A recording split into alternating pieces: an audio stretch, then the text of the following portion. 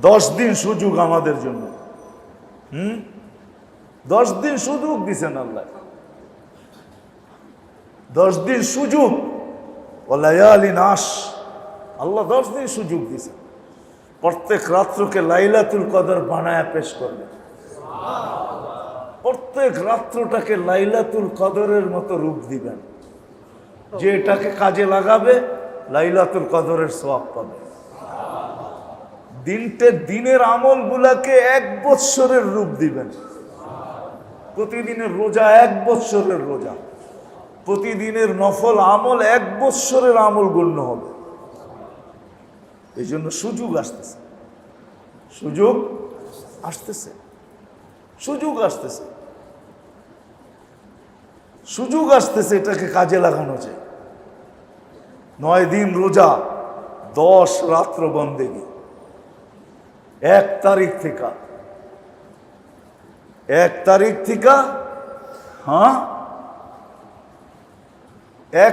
থেকে এই জন্য কিতাবে আছে তারিখ খেয়াল রাখা উচিত যে কোন দিন থেকে শুরু হলো। কেননা সূর্য ডুবার সাথে সাথে কি হয়? সূর্য ডুবার সাথে সাথে শুরু হয়ে যায়। সূর্য ডুবার সাথে সাথে শুরু হয়ে গেল। চাঁদ দেখার এলান শোনা, কানের ভিতরে রাখা, খবর রাখা যে এলান হলো কিনা, চাঁদ দেখা গেল কিনা। দেখা গেল ওয়াল ফজরি ওয়া লায়ালিন আশ, ওয়াল ফজরি ওয়া লায়ালিন আশ। এই সূরা ওয়াল ফজর ওই রাত্রের থেকে কাজে লাগানো শুরু করেন। বড়দেরকে শিখান, মা বোনদেরকে শিখান, বাচ্চা কাচ্চাকে শিখান। 10 রাত্র কাজে লাগান। 10টা লাইলাতুল কদর হবে। আর 10টা লাইলাতুল কদর যদি হিসাব করি তাহলে মেরে দোস্ত কত হবে? কত? 884 দিয়ে গুণ দেন, 84 দিয়ে গুণ দেন, 84 দিয়ে গুণ দেন, 83 দিয়ে গুণ দেন। 83 বৎসর 4 মাস, 10 দিয়ে গুণ দিলেই বাহির হয়ে যাবে। এত বৎসরের বন্দেগী হবে। 9 দিনের রোজা, 9 বৎসরের রোজা। সারাদিনের আমল 9 বৎসরের, প্রতি আমল 1 বৎসর করে গণ্য হবে। কত বড় সুযোগ, কত বড় সুযোগ।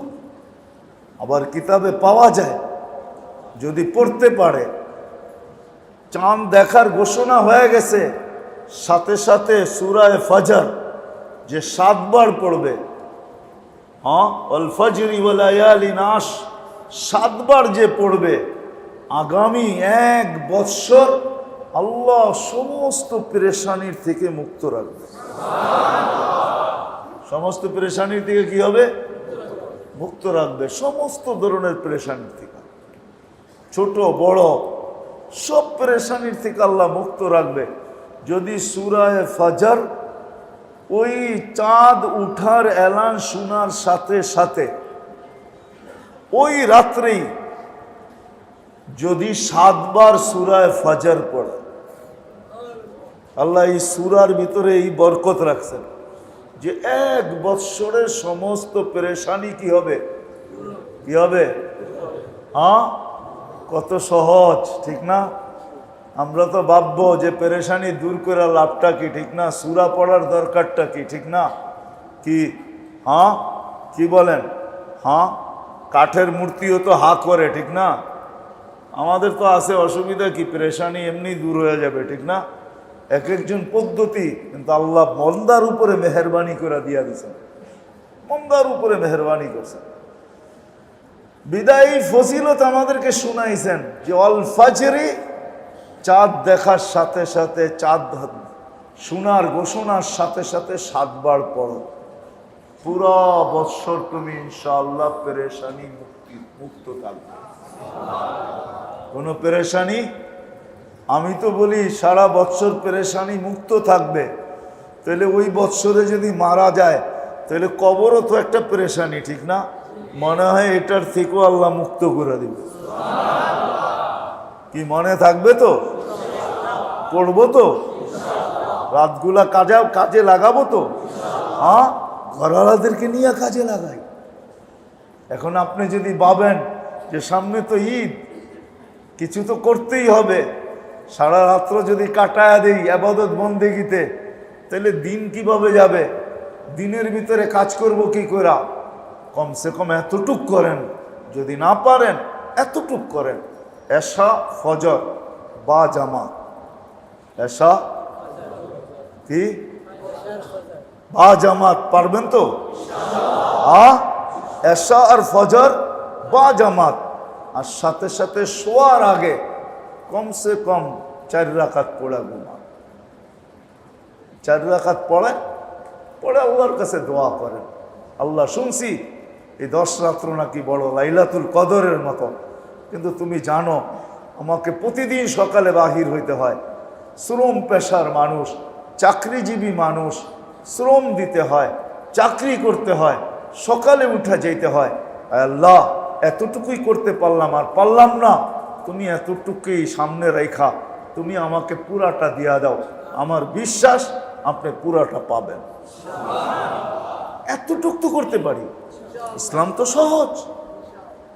আর দিনের বেলা রোজা রাখা, 9টা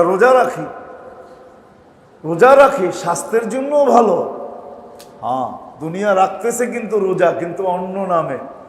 আমাদেরকে তো আল্লাহ রোজার নামে রোজা দিছেন, রোজার নামে রোজা দিছেন, দুনিয়া রাখতেছে কিন্তু অন্য নামে।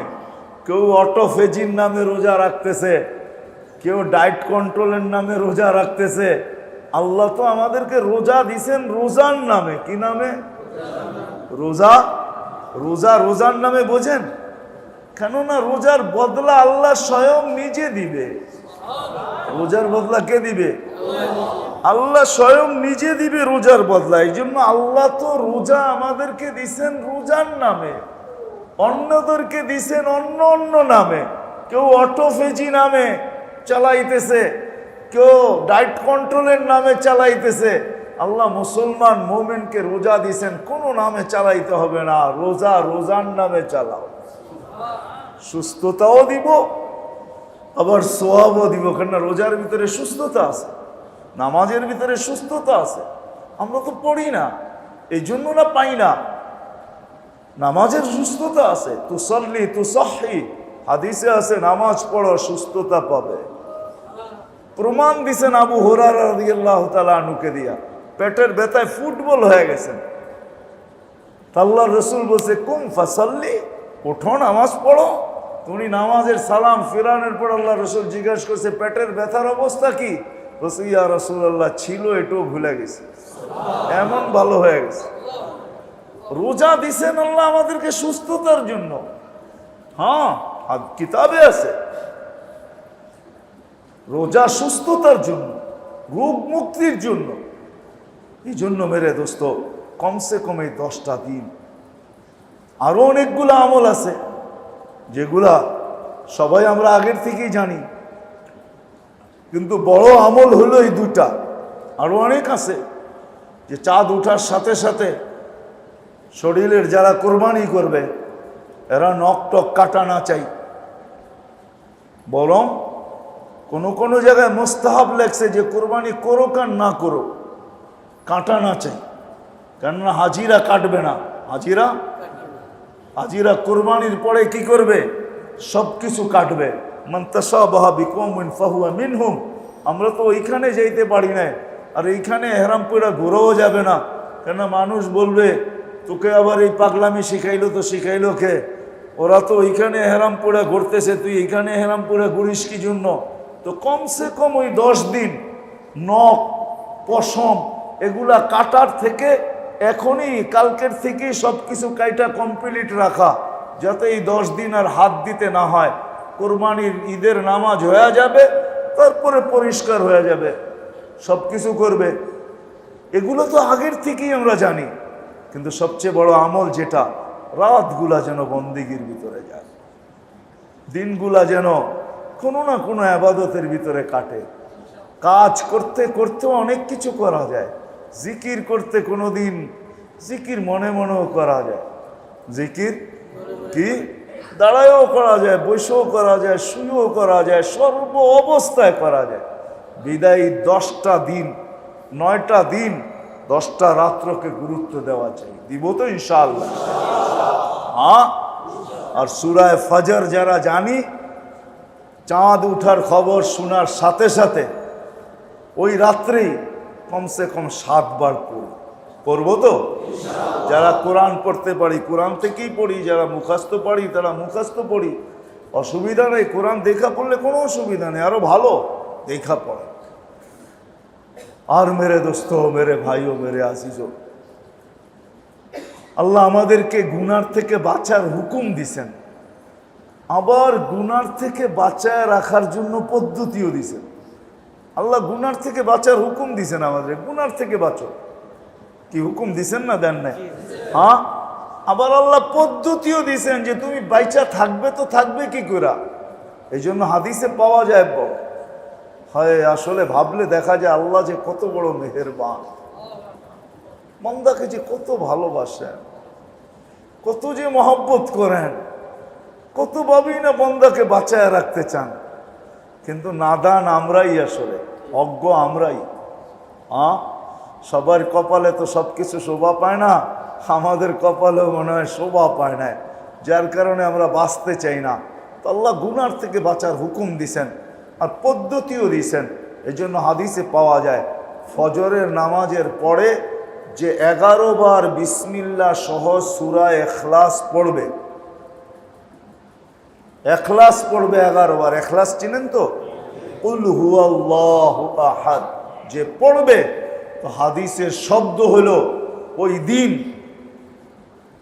সে কোনো গুনাহ পর্যন্ত পৌঁছতে পারবে না। ওয়ালাউ জাহাদা শয়তান, শয়তান যতই জোর লাগাক না কেন, ওই দিন তাকে গুনায় লিপ্ত করতে পারবে না। ডেলি ফজরের পরে, ডেলি ফজরের পরে কতবার? কি মনে থাকবে? হ্যাঁ হ্যাঁ। শুধু গুনার থেকে বাঁচবেন এমন না, 10 পারেই তো 11তে যাইতে হয়, ঠিক না? কি বলেন? না 10 পার যাইতে হয় না 11তে? না 10-এর আগেই 11? 10 পার যাইতে হয়, ঠিক না? 10 বার যে সময় কমপ্লিট হবে, জান্নাতে একটা বাড়িও কমপ্লিট হবে। শুধু গুনার থেকে বাঁচবেন না, জান্নাতে একটা বাড়িও কি কমপ্লিট হবে। আল্লাহ গুনার থেকে বাঁচানোর হুকুম দিছেন। সূরা ইখলাস, সূরা ইখলাস, মানুষের কোনো অঙ্গ ফেল হয়ে যাওয়া, এটা হলো সবচেয়ে বড় রোগ। ফেল হয়ে যাওয়া, বুঝুন তো? কোনো অঙ্গ ফেল হয়ে গেল, যেমন আমরা কই না হার্ট স্ট্রোক, এটা মানে কি? হার্ট ফেল, ঠিক না? কি ব্রেন স্ট্রোক মানে কি? ব্রেন ফেল, ঠিক না? তো সমস্ত অঙ্গের ফেলের থেকে যদি আপনি বাঁচতে চান, যে কোনো অঙ্গ যেন ফেল না হয়, সচ্ছল থাকে, এটার জন্য আল্লাহ আমাদেরকে পদ্ধতি শিখাইছেন আল্লাহ রসুলের মাধ্যমে। যে সকালবেলা উঠা তুমি সুবহানাল্লাহিল আযীম ওয়া বিহামদিহি ওয়ালা হাওলা ওয়ালা কুওয়াতা ইল্লা বিল্লাহ 3 বার পড়ো, তাইলে সন্ধ্যা পর্যন্ত তোমার কোনো অঙ্গ ফেল হবে না। কি হবে না? কি প্যারালাইসিসও তো ফেল হয়ে যায়, ঠিক না? হ্যাঁ, কোনো অঙ্গ ফেল হবে না, এই বডির কোনো অঙ্গ ফেল হবে না। কাজ কম করতে পারে কিন্তু ফেল হবে না, ফেল হবে না। সুবহানাল্লাহিল আযীম ওয়া বিহামদিহি ওয়ালা হাওলা ওয়ালা কুওয়াতা ইল্লা বিল্লাহ। কয়বার? 3 বার, মাত্র 3 বার। হ্যাঁ, কত বড় মেডিসিন, ঠিক না? কি বলেন? হ্যাঁ, চোখ ফেল হবে না, কান ফেল হবে না, ব্রেন ফেল হবে না, হার্ট ফেল হবে না, হাত ফেল হবে না, পায়ের ফেল হবে না, কিডনি ফেল হবে না, লিভার ফেল হবে না, কোনো অঙ্গ ফেল হবে না, কোনো অঙ্গ ফেল হবে না, সব সচ্ছল থাকবে। যদি ফজরের পরে 3 বার, মাগরিবের পরে 3 বার, মাগরিব পড়লো তো ফজর পর্যন্ত, ফজরে পড়লো তো মাগরিব পর্যন্ত, এর চেয়ে বড় মেডিসিন কি চান? হায় হায়, তারপরেও তো আল্লাহকে মানতে ভাল লাগে না, ঠিক না? তারপরে তো আল্লাহ রসুলকে মানতে ভাল লাগে না। এত বড় মেডিসিন দিল, দুনিয়াওয়ালারা যদি এরকম কিছু আবিষ্কার করে, হ্যাঁ আমার মনে হয় মানুষ এটাকে কেনার জন্য লাইন দিবে, আগের থেকে বুকিং দিবে, ঠিক না? কি দিবেন না? দিবেন না? যাদের অর্থ আছে তারা কি বলবে, আমাদেরকে আগে দাও, ঠিক না? আবার কেউ দেখা যাবে বেশি মাত্রায় কিনা রাখবে, যে পরে ব্যবসা করবো, আমাকে আগে দাও, যত পারো দাও, টাকা যত পারে নাও, ঠিক না? কিন্তু আল্লাহ রসুল বিনা পয়সায় দিছে, কোনো অঙ্গ ফেল হবে না। পড়বো তো? আল্লাহ আমাদেরকে আমল করার তৌফিক দান করে। ওমা আলাইনা ইল্লাল বালাগ। আগামী মাসেরটা মনে হয় 24 তারিখে হবে ইনশাআল্লাহ, যদি বেঁচে থাকি, আল্লাহ আসার তৌফিক দেয়। হ্যাঁ, করবো তো এই কয়টা আমল, মনে থাকবে তো? আপোষে খুব প্রচারও করি, এটা একজন আরেকজনকে বলি, এটা একটা তাবলীগ, প্রচার করি, এটাও আমাদের দায়িত্ব, এটাও আমাদের দায়িত্ব। আল্লাহ আমাদের সবাইকে আমল করার তৌফিক দান করে। সবাই দোয়াও করি। চতুর্দিকেই অনেক জেলায় এখনো বন্যা চলতেছে, ঈদ পড়ায় মাথার উপরে চলে আসছে, ঠিক না? আর 10-12 দিন বাকি আছে ঈদ। যদি ঘরে চুলাই না জ্বলে তো ঈদ জ্বলবে কোত্থেকে, ঠিক না? এই জন্য এদের জন্য দোয়াও করি। আবার যদি সুযোগ হয় তাইলে সহযোগিতাও করি। কি আল্লাহর রসুলের হুকুম আছে, আহাব্বুন নাস আনফাউ লিন-নাস। আল্লাহর কাছে ওই ব্যক্তি বেশি প্রিয় যে মানুষের কাজে আসে, মানুষের উপকার করে, মানুষের, যাদেরকে আল্লাহ অ্যাবিলিটি দিছে, আমরা খুব সহযোগিতা করি। ঈদ চলে আসছে, অনেক জেলায় এখনো বন্যার পানির ভিতরে আছে, এখনো রাস্তাঘাট স্বাভাবিক হয়ে ওঠে নাই। এদের জন্য খুব দোয়া করি। কেন যে আমাদের জমিনে এই বিপর্যয় আসলো, এই জন্য আল্লাহর কাছে মাপও চাই, সবাই তওবা করি, মাপ চাই। আল্লাহ তওবাকে পছন্দ করেন। হতে পারে আমার গুনার কারণেই আসছে, হতে পারে আমার গুনার কারণেই আসছে, যদিও আমার বাড়িতে আসে নাই, কিন্তু এটা একটু দূরে আসছে, কিন্তু আমার কারণেই হয়তো আসছে। এটা প্রত্যেকের ভাবা উচিত। এই জন্য তওবাও করা চাই, দোয়াও করা চাই, সহযোগিতাও করা চাই। আল্লাহ আমাদের সবাইকে তৌফিক দান করেন।